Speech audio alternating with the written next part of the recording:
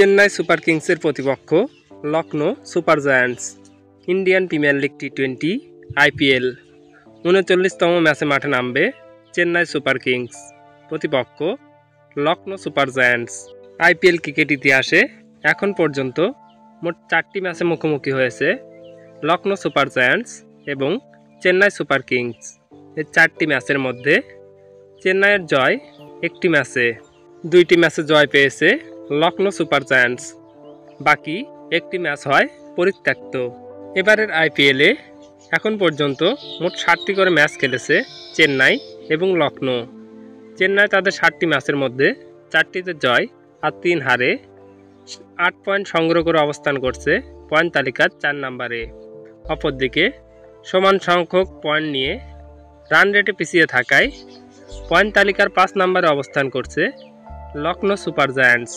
এ Chidambaram cricket stadium, চেন্নাইয়ে অনুষ্ঠিত হবে এই ম্যাচটি।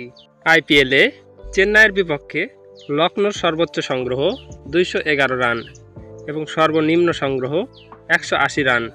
অপরদিকে লখনৌর বিপক্ষে চেন্নাইয়ের সর্বোচ্চ সংগ্রহ ২১৭ রান এবং সর্বনিম্ন সংগ্রহ ১৭৬ রান।